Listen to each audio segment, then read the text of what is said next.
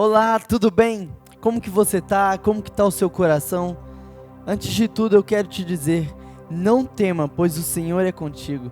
Seja forte e corajoso, porque Ele estará com você em todos os momentos e por onde você estiver. É momento de orarmos, louvarmos e absorvermos tudo aquilo que Deus tem para falar com a gente. Então, a partir de agora, deixe de lado as distrações e se concentre em dedicar totalmente esse tempo ao Senhor.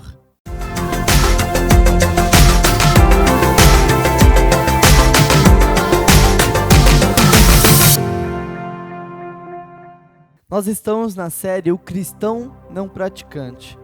E essa semana, logo no início de janeiro, Deus recolheu para si uma pessoa muito querida para nós. A nossa querida irmã Santa. A Santa Alves foi uma pessoa que, ela sim, nós podemos dizer, que não foi alguém que teve vergonha do Evangelho. Muito pelo contrário, cada segundo da vida dela, ela respirou o Senhor Jesus Cristo. E a gente fez um vídeo muito especial, contando um pouquinho da história dessa irmã tão querida pra gente. Vamos conferir? Só tem um defeito, gosto muito de rir.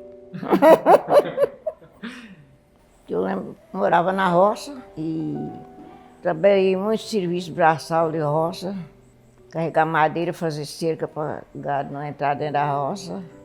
Agora que eu não estou fazendo nada, por causa que eu não estou aguentando mais. 100 anos já não é brincadeira, né? Mas um servicinho leve,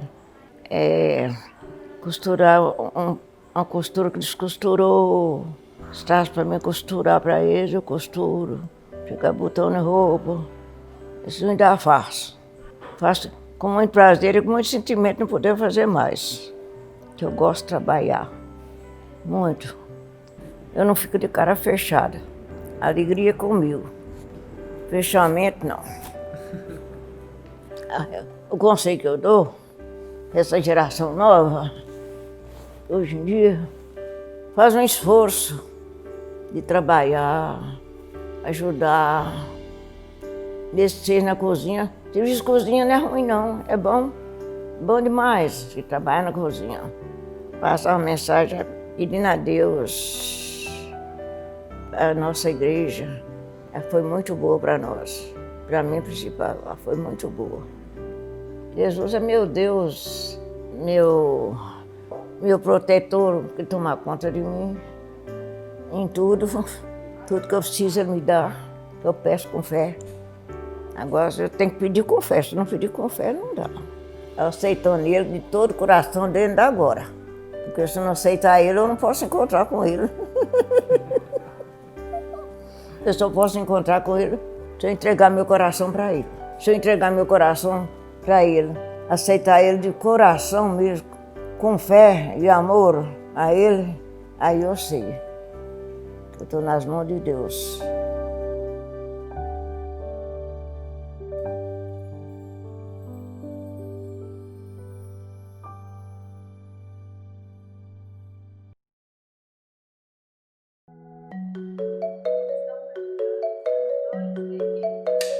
Legal, a gente pode começar? Pode sim, tô pronto. Beleza, vou te fazer algumas perguntas e você precisa ser sincero, ok? O que você mais gosta de fazer? Eu gosto de sair com os amigos, ir pra faculdade, tocar, essas coisas, sabe? Legal, você colocou aqui que você é cristão, você também toca na igreja? Toco sim. Sempre que precisar eu tô lá. Entendi, e quando não precisam, você tá lá também? Às vezes vou quando não aparece outra coisa pra fazer, porque eu tenho minha vida fora da igreja. Não dá pra estar 100% lá. Por exemplo, meus amigos, eles não são cristãos. Eles não entendem essas coisas de igreja. E você sente dificuldade em ser cristão no meio deles? Se eu me sinto à vontade? Sinto sim. Eu acho que eles nem sabem que eu sou cristão.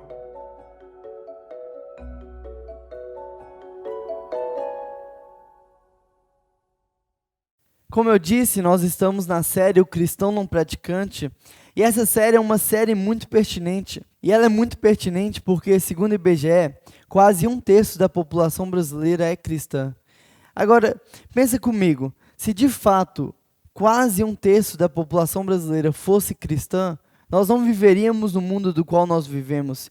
Se de fato quase 1/3 da população brasileira fossem cristãos de verdade, cristãos praticantes, o mundo seria totalmente diferente. A gente não viveria uma guerra de lados políticos, nem tampouco teríamos uma diferença social tão grande. Mas infelizmente, muitos de nós simpatizam com Jesus, mas poucos escolhem tomar a sua cruz e seguir a Ele. Muitos querem até segui-los, mas têm vergonha da cruz. Sabe por quê? Porque a cruz, ela é rude. As pessoas sentem vergonha da cruz porque ela é uma rude cruz, mas elas ignoram o preço que foi pago ali. Sentem vergonha dos valores que Deus espera de nós, sendo que eles são para o nosso bem. Sentimos vergonha de dizer que temos um Deus, sendo que foi Ele que deu a própria vida por nós, e é Ele que nos dá propósito para a nossa vida. É interessante que muita gente olha para o Evangelho como se ele precisasse de alguém, como se ele dependesse de alguém para crescer, como se ele dependesse de alguém para o defender. E eu creio que por causa disso, muita gente sente vergonha do Evangelho. Os próprios cristãos vivem de maneira piedosa demais, triste demais, sofrida, esperando que todos sintam piedades por eles. Os próprios cristãos vivem dando a parecer que temos um Deus ditador, um Deus rude, um Deus mesquinho, que só suga e quer nos ver tristes. Mas é o contrário, Deus não precisa de nós, somos nós que precisamos dele. Nós que temos o privilégio de coparticipar do que Ele está fazendo no mundo. Nós precisamos mudar nossa mentalidade de ver um Deus que precisa e começar a ver um Deus que pode, mas que nos dá a oportunidade. E aí eu vou entender que sou eu que preciso cada vez mais desse Deus. Ele não precisa do nosso dinheiro ou dos nossos esforços, mas se nós não destinarmos isso para Ele, nós não encontraremos propósito e nós perderemos no percurso da vida. O Evangelho não depende de nós e nem tampouco torna a nossa vida infeliz. Pelo contrário, quanto mais eu conheço de Deus, mais feliz e realizado eu sou, e mais dependente eu me torno da presença de Deus. O Evangelho não precisa de polêmicas com as religiões e filosofias desse mundo, nem tampouco precisa temê-las ou fugir delas. O Evangelho persiste e subsiste por si só. O Evangelho não entra em concorrência com qualquer teoria ou pesquisas que a ciência, a sabedoria ou a cultura tenham encontrado ou venham encontrar. Sabe por quê? O Evangelho não é de outras verdades ou uma verdade paralela, mas é a única verdade que inclusive indaga, questiona e derruba todas as outras verdades. Ser cristão é algo contagiante. Agora pensa comigo na velocidade que o Covid-19 se alastrou. Em meados de fevereiro de 2020, a gente ouvia rumores do que era o Covid, do que estava acontecendo lá longe. E aí logo em março, a gente estava aqui, trancado dentro de casa, tentando frear a propagação, com medo desse vírus que estava matando em massa por todo o mundo. O vírus é contagiante, o vírus se alastrou muito rápido. E agora a gente está aqui, em janeiro de 2021, e a gente ainda está vivendo no meio dessa pandemia. A gente ainda precisa se proteger, porque enquanto tiver um infectado, pessoas estarão sendo infectadas. Sabe o que isso tem a ver com a igreja? Que o nosso problema como igreja é que a grande maioria não foi de fato infectada pelo vírus. A grande maioria ainda não foi convertida, mas apenas convencida do Evangelho. Porque quem de fato foi convertido, ele mudou, ele fez uma conversão, ele estava indo e ele voltou, ele transformou, ele escolheu algo novo. Agora, quem foi convencido, ele está ali pelo movimento. Ele está ali, mas ele não faz diferença. Ele escuta, mas ele não pratica. Ele apenas foi convencido de que está ali é algo bom, mas não muda nada na vida dele. Ele não muda nada. Ele está ali pelo momento. Ele apenas frequenta, escuta, mas nada muda. Está na igreja todos os domingos, mas na semana ele sente vergonha de Deus. Ou ninguém sabe que ele é cristão. Falo isso porque hoje nós falaremos do cristão que crê em Deus, mas se envergonha dele. E talvez você em pensamento está dizendo: eu nunca me envergonhei do Evangelho, eu nunca neguei a Cristo, eu nunca me envergonharei de Deus. Será mesmo? Será mesmo que você nunca vendeu seus valores por vergonha do que iam falar ou pensar de você? Será que você nunca teve vergonha de dizer não a uma proposta de ficar com alguém, ou de transar antes ou fora do casamento, ou até flertar com alguém de maneira que desagrada a Deus? Você nunca mentiu por sentir vergonha da verdade? Você nunca deixou de falar a verdade a alguém por vergonha do que ela ia pensar de você? Você nunca deixou de ajudar alguém por vergonha do que iam pensar? Então, se você não tem vergonha de Deus, se você fala dele publicamente com palavras e com atitudes, se você não se envergonha do Evangelho, por que a sua casa ainda não está cheia de pessoas que amam estar perto de você porque elas sentem Deus na sua vida? Se você é alguém que não tem vergonha do Evangelho e fala publicamente, declara com a sua vida que você ama a Deus, por que não tem pessoas ao seu redor querendo conhecer Deus através de você? Se você nunca teve vergonha de Deus, cadê as inúmeras pessoas que você contagiou? Infelizmente isso é muito real e você não é o único. Se de fato todos nós vivêssemos como contagiados, rapidamente nossos familiares, amigos, vizinhos já teriam conhecido a Deus através de nós. O cristão que estou dizendo aqui é o famoso cristão 007. Ele está lá, mas ele está escondido. Ele está lá, mas ninguém sabe que ele é cristão. Ele está lá, mas ninguém conhece de fato a sua identidade. E ele faz questão de que ninguém descubra. Prefere a timidez do que a ousadia do Evangelho. Prefere a omissão do que a atitude. Prefere o silêncio do que a verdade avassaladora. Se você é cristão e ninguém na sua sala sabe, se você é cristão e para sua família não faz diferença, se você é cristão e o seu cônjuge não se constrange com o seu amor e com o seu serviço, me desculpe a franqueza, mas ou você não entendeu o Evangelho ou você se envergonha dele. E foi para pessoas como nós que Paulo escreveu o texto que vamos ler. Eu te convido a abrir a sua Bíblia agora em Romanos. Nós vamos ler o capítulo 1, nós vamos ler o versículo 16. Romanos, capítulo 1, versículo 16. Enquanto você procura, eu quero te desafiar. A gente sempre convida a vocês a anotarem a pregação, a anotarem pontos. Anote, porque isso, além de te ajudar a reter melhor, além de te ajudar a concentrar, depois você pode consultar quando você quiser relembrar essa mensagem. Vai ser muito bom para a sua vida. Deixe sua Bíblia aberta aí, vamos orar? Pai, obrigado, Deus. Obrigado porque a Tua palavra ela é viva e ela é eficaz. Obrigado porque o Senhor não depende de mim, Pai. Obrigado porque o Senhor não depende da minha homilética, da minha hermenêutica. O Senhor não depende da minha fala. O Senhor faz por si só, Pai. Eu sou apenas um instrumento aqui, disposto a ser usado por Ti. Por isso eu te peço, fale através dessa mensagem, Deus. Acorda a Tua igreja, Pai. Chama a Tua igreja pela responsabilidade. Chama a Tua igreja ativa, porque está na hora da igreja levantar e começar a viver como de fato os cristãos devem ser, Pai. Nos leve a um nível mais profundo de intimidade contigo. Fale conosco, Pai. Em Teu santo e poderoso nome que nós oramos. Amém. Vamos ler?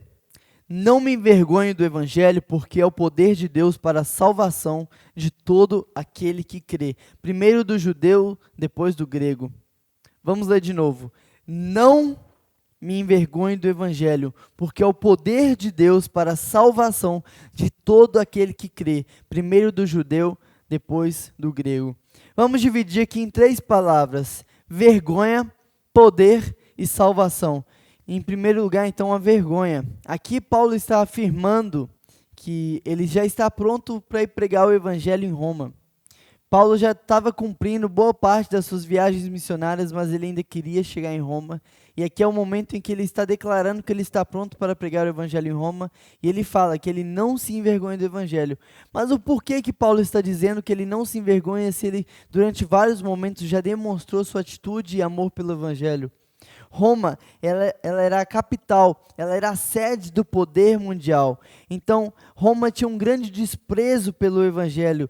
E aí o fato de Roma ser essa capital mundial nos faz entender a importância de Paulo dizer que ele não se envergonhava.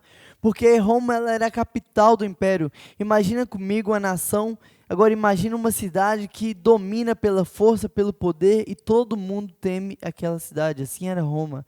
E os romanos valorizavam a força, o poder e o domínio.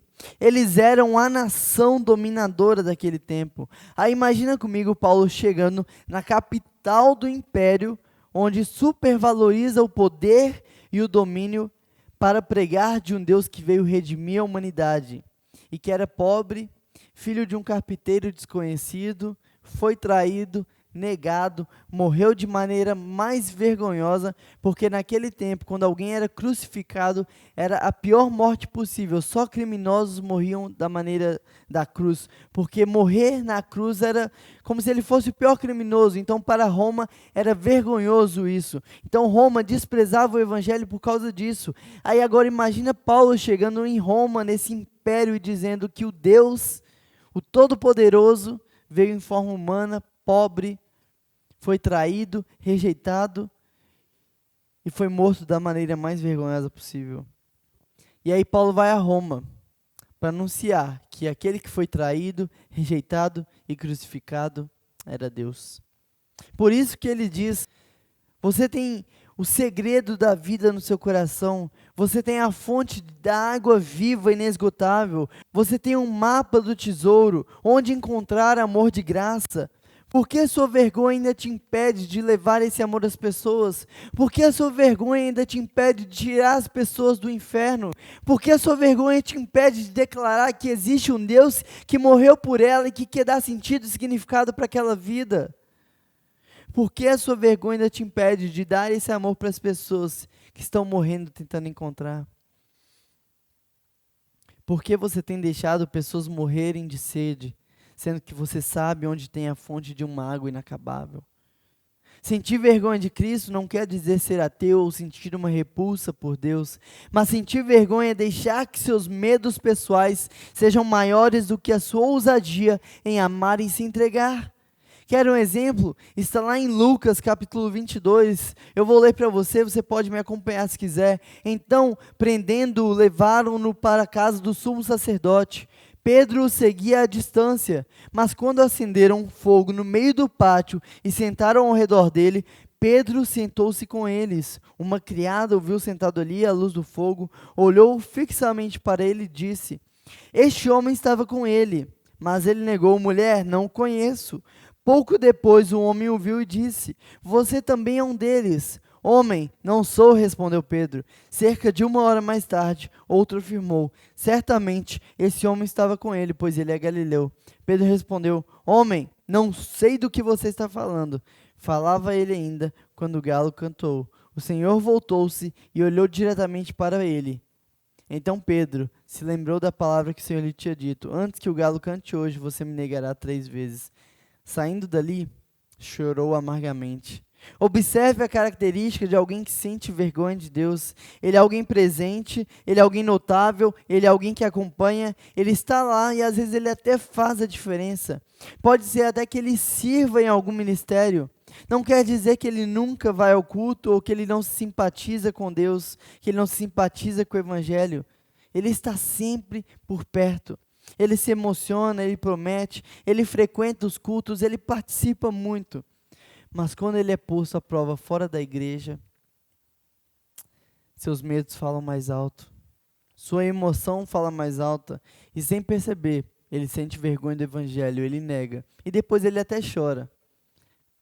Mas o seu choro não muda nada nas suas atitudes. Talvez você se considere cristão, você vem aos domingos, serve, ajuda, dizima, mas quando sua integridade é colocada à prova, você se vende. Quando alguém faz algo de errado, você se omite. Quando alguém precisa de uma palavra, você o encaminha para que outro fale aquilo que você poderia ter falado. Talvez você venha à igreja há anos, mas nunca se permitiu ser corpo e família. Talvez você chegue à conclusão de que, de fato, você sempre sentiu vergonha de Deus. E eu me compadeço de você. Estamos juntos nessa, porque eu também já senti. E sabe o que nós merecemos? Nada menos do que o inferno. Somos pecadores, sujos, somos maus. Sentimos vergonha daquele que deu a vida por nós. Preferimos agradar a pessoas más do que agradar quem nos dá a vida todos os dias. Deus não precisa de nós, entenda isso. Ele sim teria motivo para sentir vergonha e repulsa de nós, mas Ele nos dá a graça de poder acordar todo dia e chamar Ele de Pai. Somos nós que precisamos dele. Presta atenção nisso. Vivemos uma sociedade onde nós endeusamos pessoas e humanizamos a Deus. Eu vou repetir, nós vivemos numa sociedade onde nós endeusamos as pessoas e nós humanizamos a Deus. Sabe por quê? Preferimos desagradar a Deus do que desagradar as pessoas. Preferimos jogar a culpa dos nossos erros, a culpa dos nossos pecados em Deus, jogar a culpa, jogar os problemas, jogar tudo de ruim em Deus, do que assumir e desapontar pessoas. A culpa do pecado nunca é nossa, é sempre de Deus que permitiu que pecássemos. A culpa do assaltante ter roubado tal pessoa é de Deus ter permitido que ele nascesse no ambiente que ia influenciar aquilo. A culpa de eu ter pecado foi de Deus porque lá na minha infância ele permitiu que eu vivesse algo. E aí a gente está sempre julgando a culpa do nosso pecado para Deus, porque a gente não quer se justificar perante Deus, a gente não quer que as pessoas nos olhem de maneira diferente. E aí eu prefiro desagradar a Deus do que desagradar as pessoas. Eu prefiro culpar o único que tem poder de me purificar do que assumir o meu erro e decepcionar as pessoas. Quer um exemplo? Se eu pego 50 pães, eu coloco numa mesa aqui, nós somos 50 pessoas aqui. Imagina comigo que 10 pessoas comam 5 pães cada uma. 40 pessoas vão ficar sem pão. E aí a culpa é minha que dei os pães ou são dessas pessoas que comeram e não repartiram? A culpa são dessas pessoas, mas sabe o que a gente faz? A gente joga a culpa para Deus. A gente joga a culpa da fome do mundo para Deus, sendo que a gente não está repartindo o que a gente tem. A gente joga a culpa do morador de rua para Deus, sendo que a gente não está indo lá e fazendo o que a gente pode fazer. Eu prefiro culpar a Deus do que assumir os meus próprios erros. Na visão do reino, quando eu assumo o meu erro, eu sou curado. Na visão do mundo, quando eu assumo o meu erro, eu sou pior do que os outros. E aí eu prefiro a visão deste mundo e eu endeuso as pessoas, colocando nelas a admiração que eu deveria colocar em Deus. E eu humanizo Deus, jogando nele a culpa que deveria ser só minha. E aí neste momento eu demonstro a minha vergonha por Deus, porque se eu agrado a Deus eu vou desagradar as pessoas, mas se eu agrado as pessoas eu vou desagradar a Deus. E sabe o que nós como igreja estamos preferindo? Desagradar a Deus e agradar as pessoas. E isso é bíblico, porque foi o próprio Jesus quem falou, está lá em Tiago. Ele disse, quem quer ser amigo do mundo se faz inimigo de Deus. Agora me diz, você tem vivido para agradar as pessoas ou para agradar a Deus? Você tem vivido querendo amar as pessoas ou querendo amar a Deus? Você tem vivido idolatrando as pessoas ou idolatrando a Deus? Quem tem sido o Deus da sua vida? Porque Jesus falou, não dá para servir a dois senhores. Não dá para ser amado por Deus e pelo mundo. Eu preciso tomar uma decisão. Eu preciso escolher um lado. Você precisa escolher um lado. Você quer viver para agradar pessoas? Você quer viver para impressionar pessoas? Você quer viver para que as pessoas vejam em você uma imagem falsa? Ou você quer viver se dedicando a um Deus que conhece o seu íntimo e ainda assim, vendo os seus piores podres, escolheu te amar? Agora o interessante é que se eu escolho amar a Deus, Ele me faz ter que amar as pessoas. Mas se eu escolho amar as pessoas, elas me fazem ter de virar as costas para Deus e desprezar esse Deus. Viver uma vida que desagrada a Ele todos os dias. Qual tem sido a sua escolha? Servir a esse Deus que te faz amar as pessoas ou servir a essas pessoas que te faz odiar a Deus? Qual tem sido a sua escolha? Porque lá em Mateus capítulo 14, Jesus fala que aquele que o negar diante dos homens, ele o negaria diante de Deus. Mas aquele, porém, que o confessar diante dos homens, ele o confessaria diante do Pai. Quem sua boca tem confessado como seu Deus? Quem sua boca tem confessado diante dos homens? Quem tem sido o Deus da sua vida?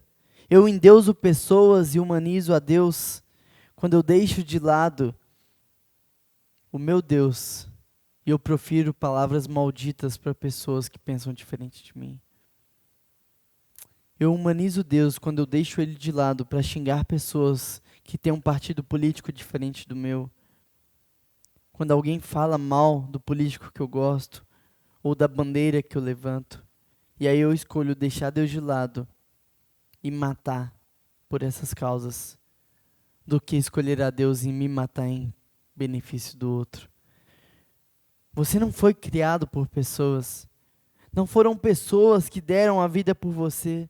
Não são pessoas ou políticos que te dão um fôlego de vida todos os dias. É o Jesus Cristo, o Rei dos Reis, o Alfa e o Ômega, o grande eu sou, o início e o fim, que escolheu morrer para que você tivesse vida. Então pare de sentir vergonha desse Deus que renunciou para que você tivesse.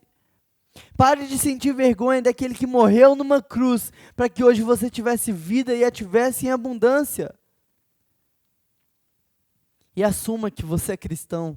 Assuma quem é seu Deus. Grite, declare para as pessoas: eu sou filho de Deus, essa é minha identidade. Eu não sou professor, eu não sou pastor, eu não sou motorista, eu não sei qual é a sua profissão. Você não é sua profissão, você é filho de Deus. Você é um filho amado. Então pare de se preocupar o quanto você ganha, o carro que você tem, a casa que você tem, e se preocupe em mostrar para as pessoas que você é um filho amado de Deus e que elas também podem ser. Assuma que você é cristão, assuma seus valores, assuma seus princípios e viva eles até que Cristo volte. Paulo continua dizendo porque ele não se envergonha do Evangelho, e a segunda razão, a segunda palavra aqui é o poder. É o poder de Deus, porque Paulo continua aqui dizendo que ele não se envergonha do Evangelho, porque o Evangelho é o poder de Deus para a salvação. Agora, se Paulo está dizendo que o Evangelho é o poder de Deus para a salvação, é porque a humanidade está perdida e precisa dessa salvação. Ele diz isso no capítulo 3, dizendo que todos pecaram, estão destituídos, estão distantes da glória de Deus. Por isso, nós precisamos conhecer esse Evangelho de Deus que nos traz a salvação. Por isso, nós precisamos declarar esse Evangelho de Deus que traz salvação e que pode salvar a toda a humanidade. Essa palavra, poder, é a palavra do grego dynamis, da qual tiramos a palavra dinamite. Ou seja, o poder do Evangelho é literalmente uma dinamite. Nós nunca conseguiremos mensurar este poder. Não é um poder que tem uma força, não é um poder que tem uma técnica, não é um poder que tem uma magia. É simplesmente todo o poder. Esse é o nosso Deus, o Deus que pode tudo sobre todas as coisas, o Deus que pode curar o mundo dessa pandemia, o Deus que pode te livrar da sua enfermidade, o Deus que pode curar e salvar e libertar a sua família, o Deus que pode te dar um emprego, o Deus que pode te usar para levantar a sua nação, o Deus que pode te usar para marcar a sua geração. Esse é o nosso Deus. Desde que Jesus foi crucificado, o Evangelho é perseguido. E cada vez que tentam calar a igreja, mais a igreja de Cristo se expande. Nunca houve e nunca haverá nada maior do que o Evangelho de Deus. Amém? Brada comigo aí na sua casa, nunca haverá nada maior do que o Evangelho de Deus, então você pode descansar, porque o Evangelho que você serve não é o Evangelho que precisa da sua defesa, não é o Evangelho que precisa que você coloque uma bandeira na porta da sua casa, é o Evangelho do poder de Deus, que por si só, ele existe, ele te dá o privilégio de coparticipar do que ele está fazendo no mundo. Então tenha humildade de reconhecer que Deus não precisa de você, mas que você precisa de Deus. O que é uma pandemia perto do nosso Deus? Ele nunca te deixou faltar nada e nem vai deixar faltar. Não precisa ter medo, porque o Evangelho de Deus é poderoso. Não se envergonhe e declare que esse Jesus tem poder para salvar. Agora, lembra de Pedro, aquele que fazia promessas para Jesus e bem na hora do vamos ver, ele se envergonhou, ele negou. Esse Pedro, ele entendeu o que era o poder de Deus. Esse poder que Paulo fala que é por causa dele que ele não se envergonha. E aí lá em Atos capítulo 3 e capítulo 4, de maneira muito ousada, Pedro juntamente com João cura um paralítico de nascença na porta do templo. E aí no capítulo 4, a continuação, Pedro e João pregando ali o evangelho de Jesus para todos, são presos, e no dia seguinte, perante o Sinédrio, Pedro, cheio do Espírito Santo, permanece falando de Deus. No outro dia eles são soltos e continuam falando de Deus de maneira tão ousada, que o texto é muito claro, dizendo que até o chão tremeu com a palavra de Pedro. Talvez você chegou até aqui sendo alguém que tinha vergonha de falar de Deus. Mas hoje você vai sair daqui declarando com ousadia sobre o poder maravilhoso de Deus. Mateus 5, versículo 14, fala que nós somos a luz do mundo. E que uma luz não deve ficar embaixo da mesa onde ninguém vê, mas em cima do monte para que ele ilumine toda uma cidade. Sabe o que isso quer dizer? Que o lugar de cristão não é escondido, não é omisso, não é infeliz, não é reclamando no trabalho, na faculdade ou em casa. Lugar de cristão é na frente, é guiando, é sendo exemplo, é servindo, é amando, é se doando, é sendo referência. Está na hora de mudar, que a fama de cristão é o cara chato que não pode fazer nada, para o cara simpático e feliz que faz a diferença onde quer que ele chegue, apesar de seus problemas. O cristão não tem que ser reconhecido pelo que ele não faz. O cristão tem que ser conhecido pelo que ele faz. Ele transforma ambientes, ele leva luz, ele leva alegria, ele leva o poder de Deus e ele leva a salvação a todos. É isso que o cristão tem que ser conhecido, porque ele não faz porque ele não pode, ele não faz porque ele quer, mas o que ele faz é levar luz, levar salvação e levar transformação. Ele não quer pecar, mas ele quer salvar. Ele não quer se doar para a promiscuidade, mas ele quer se doar a favor de outros. O cristão não tem que ser conhecido pelo que ele não pode fazer. O cristão tem que ser conhecido pelo poder do que ele pode fazer. E a terceira e última palavra é a salvação. Paulo fala que a salvação é para todos. O evangelho é salvação de todos. O evangelho quer dizer boas novas. O evangelho fala de Deus. O evangelho fala do nosso Criador que se tornou nosso Redentor e do nosso Redentor que é o nosso Criador. O evangelho nos anuncia transformação, libertação e redenção. O evangelho é a vitória da vida sobre a morte. O evangelho requer fé, porque somente para quem crê, ele é o poder de Deus para a salvação. Se você era alguém com vergonha de Deus, você não tem mais motivos para ter vergonha. A possibilidade de ouvir o evangelho é igual para todos, mas a responsabilidade de anunciar também é igual para todos. Quem aceita o evangelho está livre de toda e qualquer contenda. Não há preocupação se o evangelho vai vencer, porque ele é a base de todas as coisas. O evangelho é a anunciação de um Deus que é o início e o fim, rocha firme e inabalável, é a vitória da vida sobre a morte. O evangelho é a luz do mundo, salvação da condenação, do inferno, da vida. O evangelho é a anunciação da vida sobre a morte. O evangelho é a anunciação da luz sobre as trevas. O evangelho é a arma que você tem para tirar as pessoas do inferno. Não viva com vergonha do que vão pensar de você. Não viva com vergonha do que as pessoas vão falar de você. Porque enquanto você está preocupado com sua vergonha, as pessoas estão indo para o inferno. O evangelho é a salvação de Deus, que salva a todos, sem acepção de pessoas. Não deixe esse poder trancado dentro de você. Abra essa jaula, deixe o leão rugir, abra o seu coração e deixe ecoar. Grite para o mundo ouvir, grite para os quatro cantos da terra, que esse Cristo do qual você tem orgulho de servir, tem poder para salvar. Se você reconhece que em algum momento da sua vida você se envergonhou desse evangelho, ou que você tem deixado ele de lado, eu te desafio agora a orar comigo, pedindo perdão a Deus e fazendo compromisso a viver de modo com que as pessoas se apaixonem por Deus através da sua vida. Ore pedindo para que Ele não te deixe de fora do que Ele está fazendo no mundo. Agora, se você chegou aqui e você não conhece esse amor, você não conhece esse evangelho, entenda que antes de você nascer, Deus já sonhava com você, Ele sonhava em te salvar. O maior desejo dele era te tirar do inferno para que você tivesse vida e a tivesse em abundância e que Ele pudesse se relacionar com você. E para isso você não precisa fazer nada, além de orar entregando seu coração para Ele. Eu não sei se você se encaixa no primeiro ou no segundo perfil, mas eu vou orar agora. E que aí da sua casa você faça essa oração comigo, assumindo o compromisso de se orgulhar dele e se entregando, falando: Deus, eu creio que você tem poder para me salvar, então salva-me.